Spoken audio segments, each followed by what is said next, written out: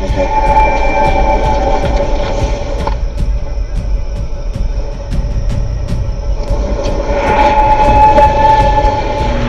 are you reporting? I just happened to glimpse and see this thing running across the yard. Did you see what it was? Was it a person or an animal or? A good-sized man, or something that looks like a man. Okay. You've had problems in the neighborhood before? Yeah, my dog was killed here just recently. I don't know what it was. Welcome to Sasquatch Hypotheses.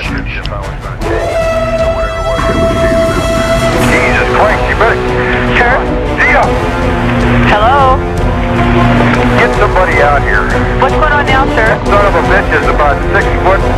Do you see him now, sir? Yes, I'm looking right at him. Uh-oh. Is he in your yard, sir? Yeah, God, he's big. Okay, what's he doing in your yard? He's looking at me. And the guy is on foot. I don't know what... It's a big, real big person. But it is a person. Yeah, I'd say it was a person, somebody really big. But he's all in black. Is he a black male or a white male? Did you actually see whether, or was he just wearing black? He's all black and he's big. He is big.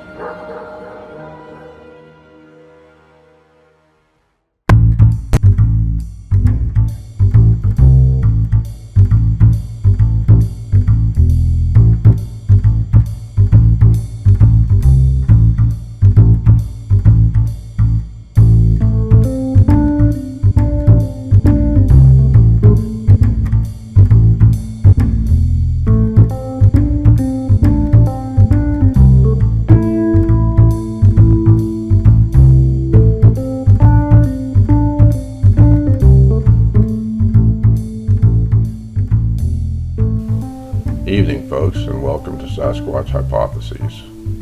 I'm your host, Reverend Rick. My basic concept for the show is to discuss accounts with people who have made some kinds of observations during their accounts, discuss those observations, and compare them to other accounts and other observations, and see if we can come up with a general consensus on specific behaviors of Sasquatch. What might help researchers narrow down their search for a Sasquatch and perhaps finally find one. So, I thought the very first show, since this is all about hypotheticals and hypotheses about behavior and etc., I think as far as the show is concerned, we should at least put to bed whether or not a Sasquatch itself is a hypothetical creature. So this being my show, since I've actually seen a Sasquatch, as far as I'm concerned, that is put to bed. So I thought it only fitting that the first show should be me recounting my own experience with a Sasquatch. As told on episode 56 of Sasquatch Chronicles. I intended to have this show out over this past weekend and I'm late. Hopefully this is my first episode of my very first show, so hopefully as time goes on I'll get my shit together and get them out when there should be, and I'm shooting for by 10 o'clock on Sunday nights. So I hope you enjoy the show.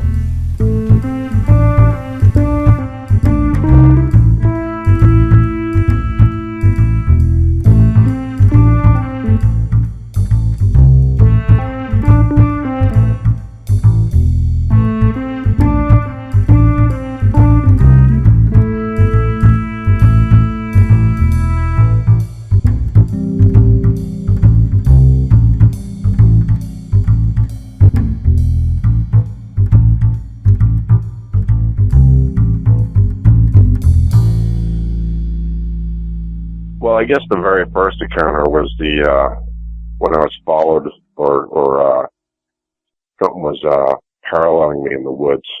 And I was down in Virginia, in the Blue Ridge Mountains. My grandmother, we call her Granny, prior to living in this house where this happened, she lives in an old cabin, no running water. We'd walk down the hill, down the side of the hill, across the road to the dairy to bring water back to take baths and that kind of stuff. So that's the kind of environment this is, really out in the sticks. So she moved into this other house when I was about 11, 12 years old. It actually had running water, but, coal burning stove and all that. So me and my sister used to go down there and visit with Granny every summer. We'd stay the whole summer from about when I was 11 until the last year I was there was when I was 15. So this one year I was bored, so I decided to take a walk through the woods. And I walked a couple of miles down the side of the mountain through the woods, like up on the side of the mountain and down along the creek road, went past where Granny used to live and on down and that kind of thing.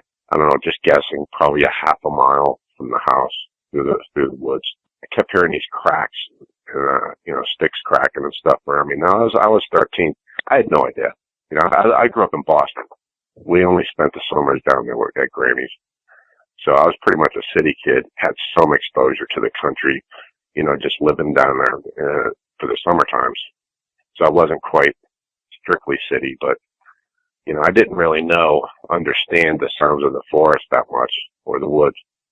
And so I was hearing cracks, sticks cracking and that kind of thing. And I'm figuring, well, it's probably a squirrel up there stepping on a branch or whatever it is. Well, while I was walking, this little dog that Granny had, they used to follow me around everywhere I went. It was like walking around in front of me.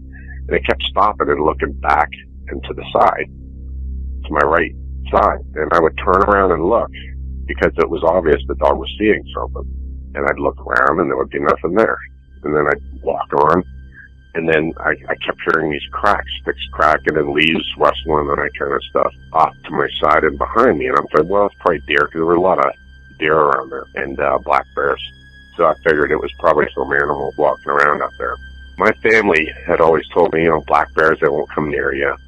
They're more scared of us than we are of them and that kind of thing. So I wasn't too concerned about a black bear coming near me. I figured I'd know it way ahead of time, and I wasn't too nervous about it. And that summer there was black bears that were coming down off the mountain, and they were going through people's trash and stuff. So I knew they had been in the area. And I figured that's what it was. It was some black bear wandering around out there. And since I couldn't see it, it probably doesn't even know I'm there. It's just walking around doing its thing, and I'm doing my thing. No big deal. So I walked along, and then you kept hearing these sounds for, I don't know, half a mile. But nothing really eventful ever happened. It was just, in hindsight, looking back, I know that probably isn't what it was. It was probably this Sasquatch, because about maybe 2-3 weeks later, well, probably 2 weeks, it was pretty close to the end of the summer. Me and my cousins were sitting around the table. Oh, well, let me back up. Before that happened, that little dog that was walking around with me, I found it squished in the mud back by the barn. This house that she was living in, you wouldn't even know it was there. But there was this house, a barn, a smokehouse, a hog pen. She raised chickens and hogs. She didn't have any cows or anything, just chickens and hogs. But you wouldn't even know it was there, because it was like back in the holler and kind of partially up the side of the mountain. In order to get there, you had to drive like through these trees, and you just plowed your car through the trees to get to the house. And, the branches would scrape along the side of the car and everything. I mean, that's where it was. It was way up in on the hillside. So we were kind of isolated back there. If you look at Google Earth now, somebody had put a field out there, and it's not quite as densely forested around the house anymore, but the house and the barn is still there. But there was this barn out behind the house that was even farther back. It was maybe 100 yards back from the house, maybe 200 tops. And I was out wandering around one day, and I walked back by the barn, so I was always curious about the barn. But we never really went back there, because you get out there and it starts smelling really funny. It smelled like there was dead stuff back there or something. So I never went back there, because it was, kind of make your stomach turn. I went back there one day. I said, well, I'm going to go back there and see what the heck's going on back here in this barn. And I got back by the barn. I walked around on the barn, and it was full full of like old, waterlogged hay that had been put up in there, not like huge piles of it, but just a little bit left over that had been put up in there and left for years. You know, it turns kind of grayish and gets all kind of moldy and that kind of thing. So I figured, well, that's probably where the smell's been coming from.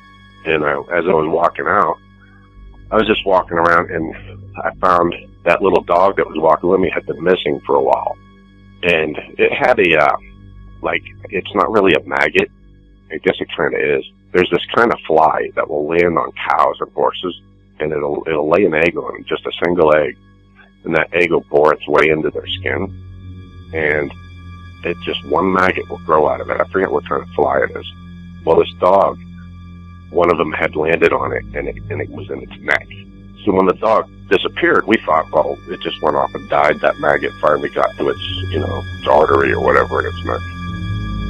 Well, when I was coming out of the barn, I was walking and I found the dog. And then I was looking at it, and I grabbed a stick, and it was squished down into the mud, like squished flat.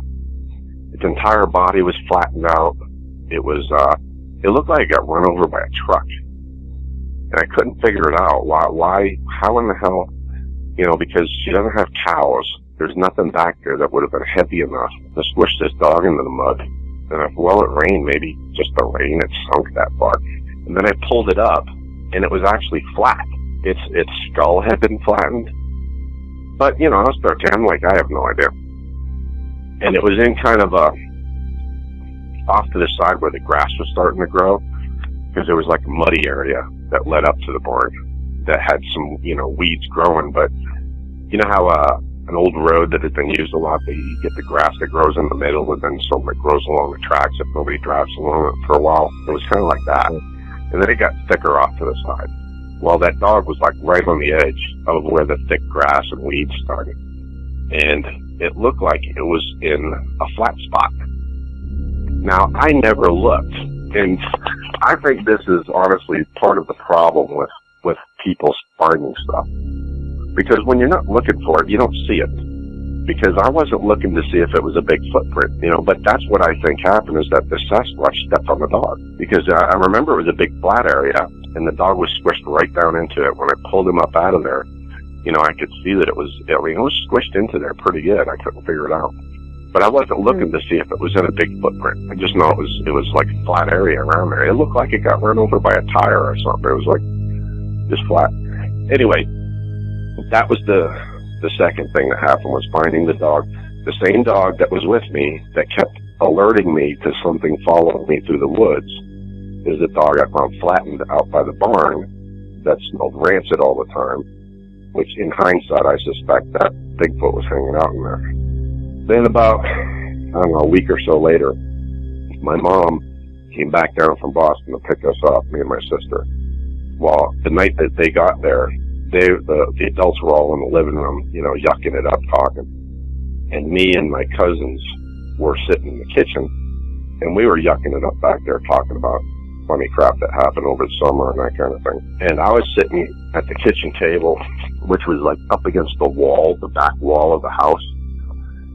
And this is an old farmhouse, and I don't know if you'll understand what I'm saying here, but it had like one of those half windows, and it was up towards the top above the kitchen table.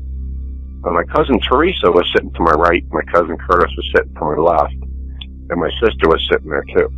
Well, we were sitting there talking, and I kind of sat back in my chair and started laughing at something my cousin Teresa said. And I looked up at the window, and I saw two white spots in the window. And I was like, and I looked back down, and I looked back up real quick, because it suddenly registered with me that I could see the reflection of the light that was above me in part of the window. But then I was seeing these two other things, which, just as a quick glance, I thought was a reflection of something else behind me. And I'm like, well, there's nothing behind me. And I turned around and looked on the wall behind me, and there was nothing there. There was just a stove was behind me. And I think Granny had some, one of those flowery plates or something hanging on the wall, but that was it. So I looked back at the window, and I can't figure out what these two white spots are. And then there was a full moon that night, and I realized I could see the trees outside, and I could see the top of the smokehouse, and I followed it along over towards the white shiny spots. And I saw the outline of like a fur hat. I'm like, oh, wait a minute, there's somebody there. And I looked real close. Now, the reason they continued their conversation and talking while I was doing all of this. Once I realized that it was a hat, or what I thought was a hat, which was crazy because this was August, and it was like, had to be like 87 degrees. It was a really hot night. And I couldn't figure out who in the hell would be wearing a fur hat. And I looked over at the 2 white spots, and I said, well, those are eyes. That's why. It's not a reflection. It's somebody standing there on the other side of the window. So I started looking real close. I figured they must be standing back to where the light inside the room isn't shining on them. So I started looking really close, waiting for my eyes to adjust for the darkness on the other side of the window. And then my eyes started to adjust to the darkness on the other side of the window. It just all of a sudden hit me. I said, well, no wonder I can't see anyone's face because they're not white. They're black. I mean, I'm not trying to be racist or anything, but this is the mountains. These are hillbillies. There are no black people there, or at least back then there were no black people. You know, the nearest black people were 100 miles away from there. So I'm getting a little freaked out because I'm from Boston, and you know, I went through the whole busing and all that stuff when I was a kid. So, and my dad was in the Army. I had my friends were black. You know, black people went to school with me and all that stuff. So I knew what black people looked like. And I only say that because everyone else in the house didn't. The only black people everyone else in the house was, they might have seen black people on TV, and that's it. You know, they've never actually seen a real person. So I'm looking, I'm like, well, this is some black person. So now, and I realized that just as I was I'm like, well, that's gotta be Carl, my Uncle Carl, who's fixing to scare the hell out of us. So I was about to yell, you know, Carl, what are you wearing the fur hat for? It's hot as hell up. And then that's when I realized it was a black person, or what I thought was a black person. Just as I was about to say that, and I realized what I was looking at, because I saw, have you ever seen Sling Blade? You know that expression Billy Bob Thornton gets on his face, and he looks like he's all, you know, crazy dude. That is the look that this person, I thought, had on his face. His mouth was drawn way back, you know, and his lips were really fine. And I was like, what? I said, well, if this is a black person, this is a Looney Tune, because he's got this weird grin on his face. He's looking at my cousin Teresa, and he had this way his eyes were, because the window was above us. He was looking down at my cousin Teresa sitting in the chair, and his eyes looked huge, like really bugged out. And then between the mouth and the bugged out eyes, I was like, oh my God, we got some kind of crazy dude outside the house. So I was just about to say, what the hell are you doing out? Like, get out of here, you nutbag, and you know, something like that. And it looked at me. Just the eyes. Its eyes darted over towards me. I don't know if my cousin Teresa looked at me or what, because I was too busy looking at it. And its eyes looked over at me. And when it did, as soon as it did that, I realized this is not a person. This is an animal. Because have you ever seen, I'm sure you have, if you, a dog is trying to protect a bone or something, and they'll right. Look at you like out of the corner of their eyes, and then their head will slowly, very slowly start turning towards you. It's almost like it's a weird way that an animal does that. That's what it did. And as soon as it did that, it started slowly turning its head towards me. I was like, well, it knows I'm looking at it. It's looking at me, and it's doing what my dog does. You know, that's not a person. And then I could see the texture of its face. What I realized after I stared at it for a minute and my eyes really adjusted was that I was actually seeing its face. It's just its face was so dark that when I was looking originally, I was looking for a white person standing there. So it wasn't connecting in my head until I realized it was a black person. And the way I realized that, I skipped over that part, is that when it was staring at Teresa, and I saw that big grin on its face, I saw its nose. And its nose it was more of a, it instantly reminded me of the TV show Good Times. The guy who played the father, he had this really flared nostril, like just huge. He also played the gay lover of Charlie's girlfriend's father but his nose was really, really flared, like huge. that's what it had, and that's where I was like, this isn't a white, this is a black person. And then as soon as I saw that, my eyes adjusted to looking for a black face. Then all of a sudden I could see his entire face. And that's when it looked at me. So when it looked at me, I started looking at the rest of his face. Because I was like, well, it's acting like an animal, but no animal looks like a person. Because at the time, I had seen, In Search of Bigfoot and all of that crap when I was a kid. As far as I knew, it was in the Pacific Northwest. It was over in Washington State. It was one. There was only one of them. And it wandered around out there. That's what I knew. And so I completely disregarded it. Years had gone by before this happened. So it never even occurred to me when I was looking at this. I had no clue what I was seeing. And I just knew it wasn't a person because I've seen many, many black people. This was not a black guy, but a really strange black guy. So as I looked at the rest of its face, I could see. Now, when I was a kid, I had this thing where I used to love to draw monkeys, gorillas, chimpanzees, and all that stuff. Monkeys, skulls, that kind of stuff. When I was not much younger than when this happened, but around that time. So I was very familiar with what the features of a monkey were. And the first thing come to me was, this is a monkey. Well, it can't be a monkey because he has a nose. And then I started looking at the rest of the face, and there's a feature that I've never heard I've heard one person on your show describe this feature. Other than that, nobody has ever mentioned it. And that's the texture of the face. It's like leather. It's not like a person's face. It's like leather, and you could see the lines going up and down instead of like crow's feet and that.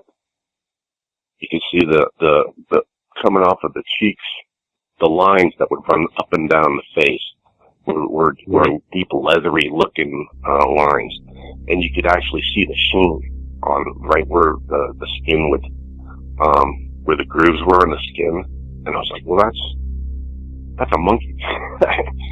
And I looked at its mouth, and its upper lip was really, really long, and I could see the lines. Those little faint lines that go up and down on a monkey. They go from like their nose down to the top of their lip. I could see that on this thing. I didn't see any other fur because it was too dark. I think I could see the outline of its head, and its head was so big in the window that all I could see was from about the top of its brow to just below its bottom lip, and I couldn't see the rest of its head. So that picture I sent you is actually my interpretation of the rest of it, based on where the fur outline was and all that stuff.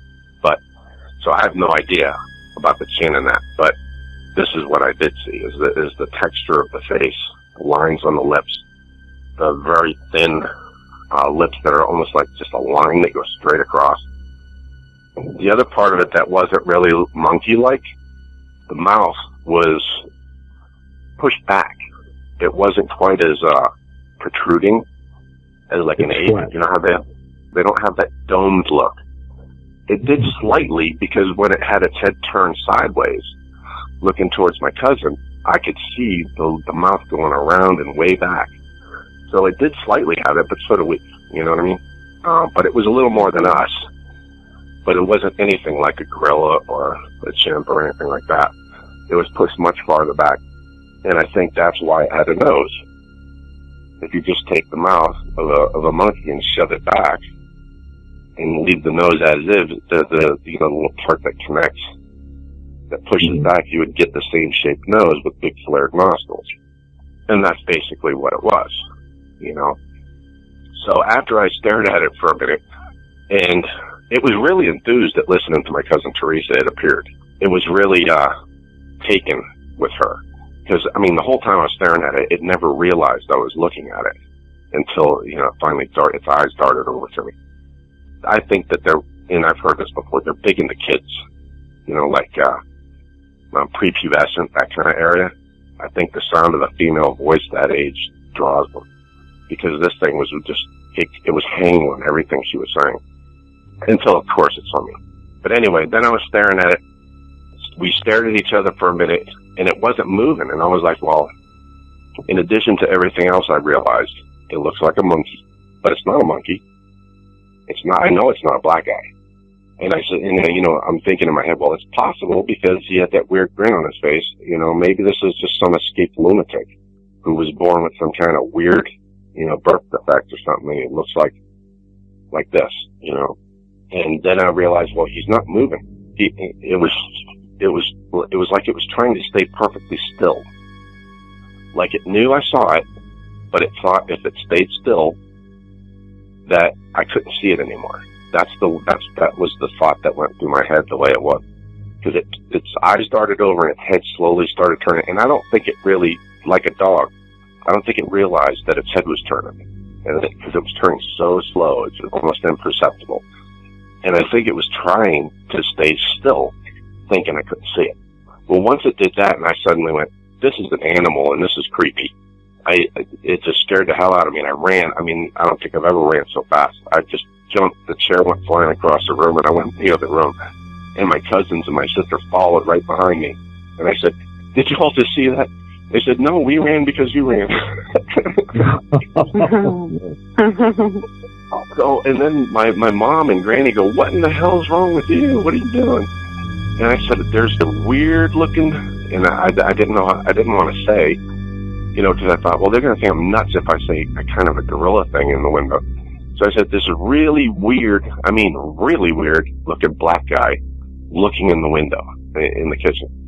And my granny starts laughing, and she says, black guy? She said, there ain't no black people for hundreds of miles around here. And I'm like, well, all I'm telling you is what I just saw in that window. And my Uncle Mike, who's only 3 years older than me, he goes and grabs, in hindsight, this is pretty funny, he goes and gets his .22.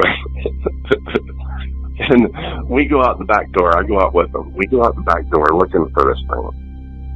And evidently, when I ran one way, it ran the other.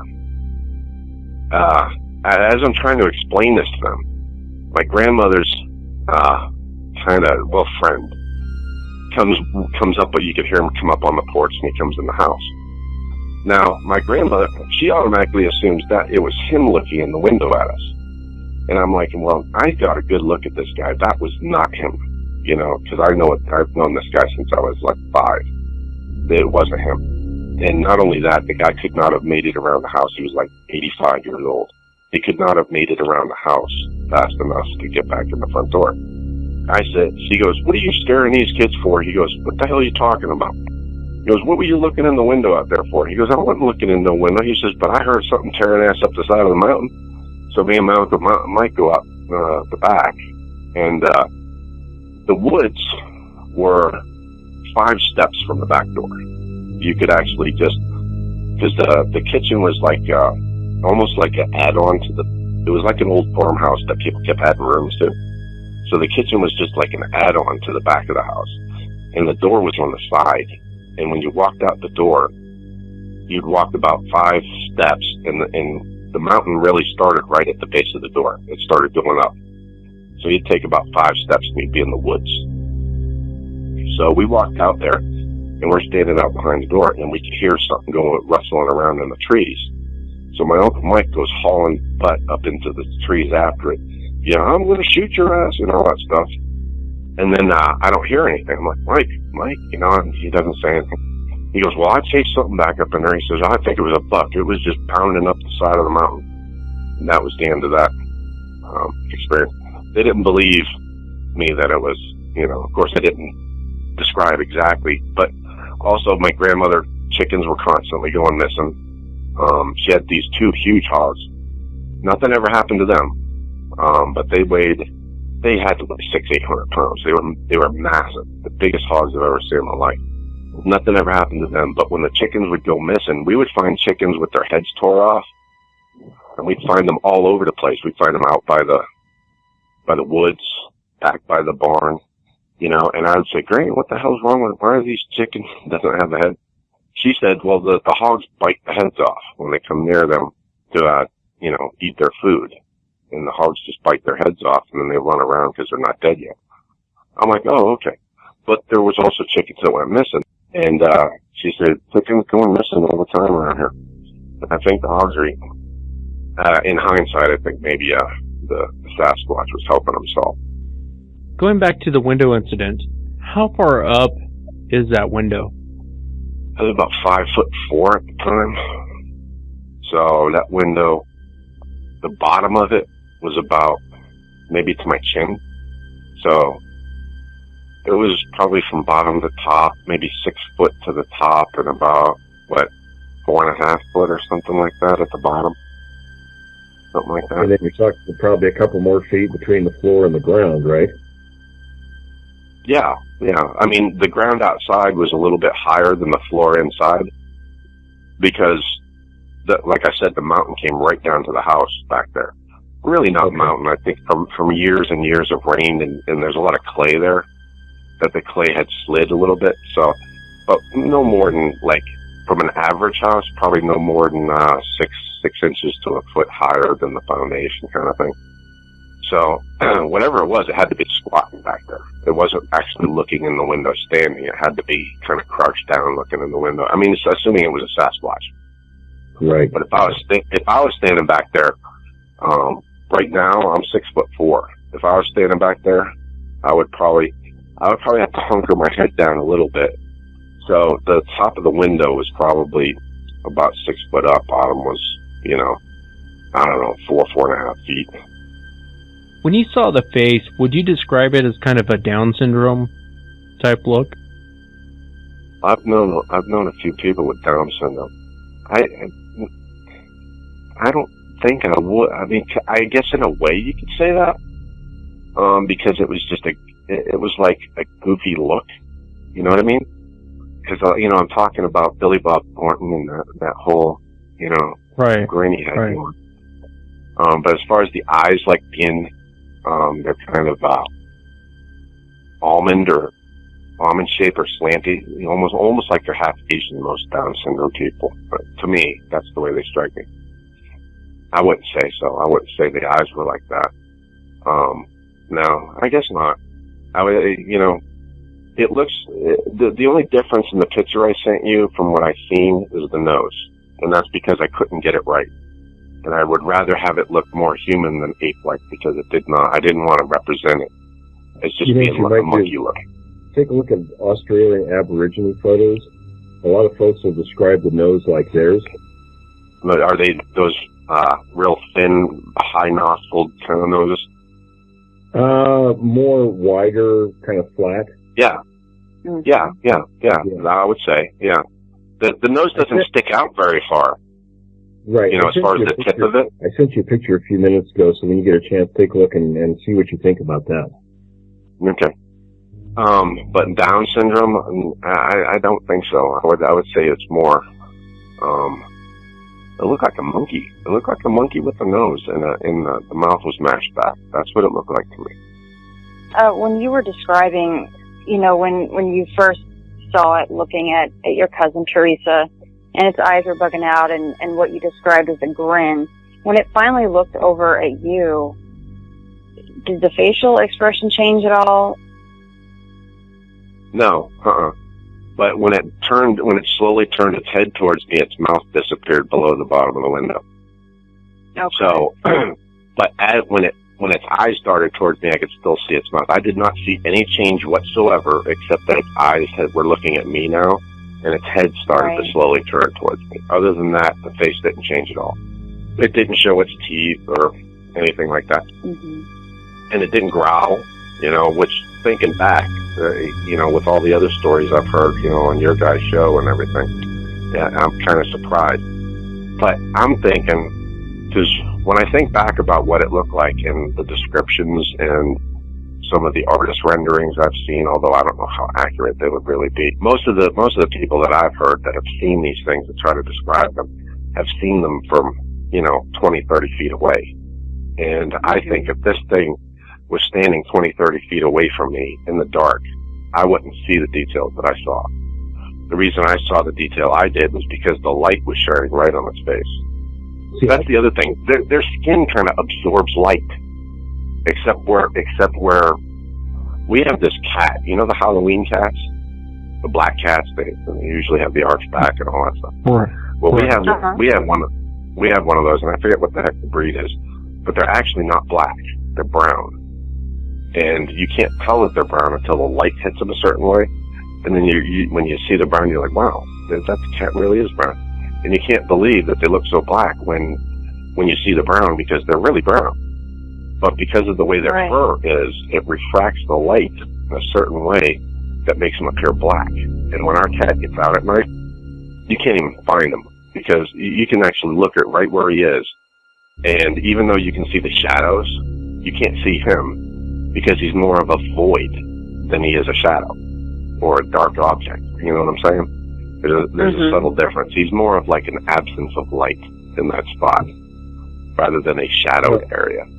And I think that's what it's a very good description. It made me think about the two that I encountered when I was 16 at about 15 feet away, and it was starting to get dark, so that's a great way to put it, where the skin sort of absorbed the light, because now granted it was a fairly quick encounter, and I was kind of scared, at the time, but I didn't really notice a lot of the facial detail. I did see the eyes. I focused on that. And I think because of the lack of light under those circumstances probably obscured those details. Yeah, and I think that's the problem that some people have with their descriptions, and that's part of the problem with getting a good description of them, is that once the light starts to become less and less, their skin becomes darker, an order of magnitude. It's like what do you call it? Exponentially becomes darker, because they're actually refracting or whatever. They start becoming a shadow, basically. Yeah, or a void of light. Because I did CG. I did some CG work way back, in the 90s, before I started with this peripheral neuropathy crap. And there's this thing called subsurface scattering that you do when you're doing a CG creature. And what it is that most skin has actually multiple layers of color. And there's this calculation that you can add to a surface that's called subsurface scattering, and you can pick, the colors and so forth and that. And what it does is it adds kind of like a refractor index to the surface, and it changes the way that it looks based with light hitting it. And that's what I think is going on with the Sasquatch, is that their skin, the pigmentation in their skin, does some kind of strange subsurface scattering, where when the light is hitting it, it actually reduces the amount of reflection that's coming back off of it. It's almost like a natural camouflage at certain times of the day. Somewhat, yeah. Somewhat. At night, absolutely. At night, they would appear to just be a silhouette cut out in the environment. That's the way it would look. Which is their primary feeding time, by the way. That's just an observation I made, because when I saw this thing, once I realized what I was looking at, and I could plainly see it, once I adjusted my eyes to see what I was seeing, that's exactly the quality that I noticed. I was like, the light's shining right on this thing, and yet it's really difficult for me to see it looking in the window. Mm-hmm. Because it had its face close to the window, so the light was shining right on it, but the only reflection I could see was, like I said, in those crags that were running up and down its face. And that reminded me of, if you've ever seen a gorilla, like footage of a gorilla or whatever, when they have that black face and the sunlight comes off like a shine on where the wrinkles are on their face. It was just like that. And I'm like, that's the only place I can see. If it wasn't for that, it would look like a complete void right there. Yeah, you're picking up that 3D detail there. Yeah, and that's the only way I could make out its face, because it was just crazy the way it would. The light didn't even seem to affect its skin at all. That's probably one of the most interesting details I think I've ever heard about the light skin. Mm-hmm. Yeah. I just want to say that for 2 weeks in a row, I have a disturbing image burned in my head. I mean, the grinning Bigfoot watching your cousin is just. Wow. Yeah, and the look, it's just, if you've seen Sling Blade, I mean, that was exactly, it just had this really big, it was creepy. Almost an evil look. Yeah. Well, no, it was more simpleton. It was more, that's the only reason when he asked me about Down syndrome that I was kind of hung, because that's what was, when I first, that big grin, I wouldn't put it as a Down syndrome, but I would put somebody with some kind of a mental defect like that. You know, somebody who's a little, because it was the way he was looking at Teresa was like it was a very simpleton, crushy kind of thing. That's what it struck me at first. But that was when I thought it was a person. I was like, well, this is a creepy, strange person who evidently has the hots for Teresa, you know, until I realized that it wasn't a person. So I don't know. That's just probably just the way his face looks, you know. But that was right. That was the way it looked. I just wanted to thank you for coming on the show and taking the time to share. Oh yeah, sure. You know, everyone's always told me I'm crazy. It was a black person, but it's not a black person. I mean, as far as the other episodes, they may or may not have been. They may have been a black bear, may have been a brown bear. I don't know. But looking through the window, that was, without a doubt in my head, Sasquatch. Yeah, and what you described in terms of the skin texture and coloring and everything, we've heard that a number of times from other people actually that have seen him up close. So you're right in the spectrum where it should be. Yeah. What about the ones that are supposedly, because there's supposed to be 4 species, I guess, or races, I guess? Well, is that matched? That's what our government insider, Mr. Black, tells us. There are 4 different types. I would say in that part of the country it's probably the type 2. Is that the general description though? Because that patty, I actually took a picture. That picture I drew, and I put hair on its face similar to Patty, and it does kind of look like Patty. It really does, but not so much. As far as the artist's rendition, though, because you really can't tell from that footage what the face really looks like.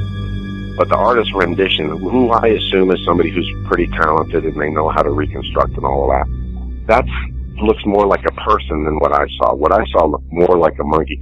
Actually, your episode 54, your last episode, that guy who talked about the one with the dog, you know, he actually described it the way that I was trying to describe it when I was a kid.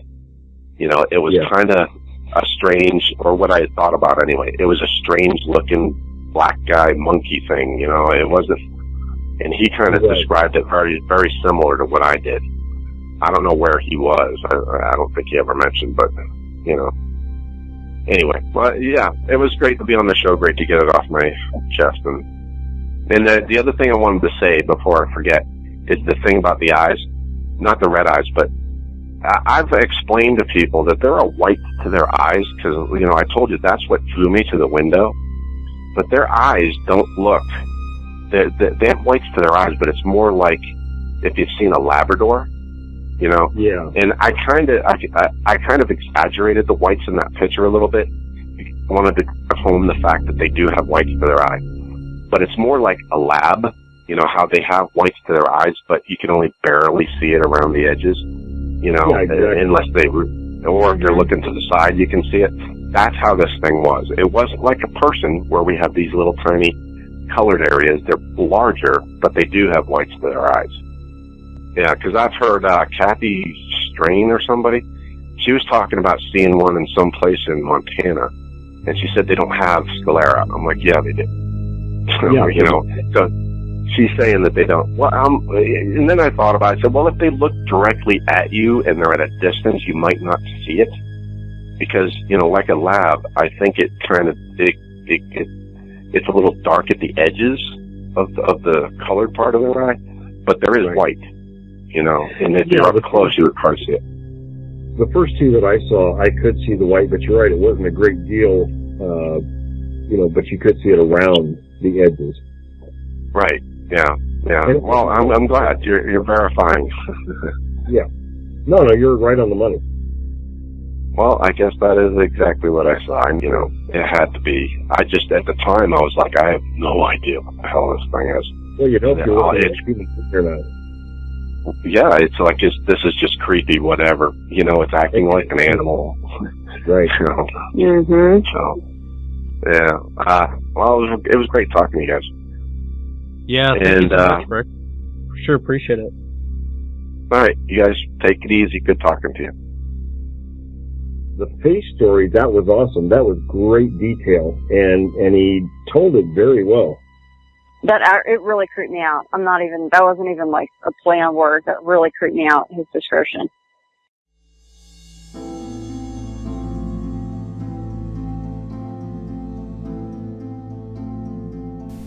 Alright folks, well, first show's in the can. I hope you enjoyed it.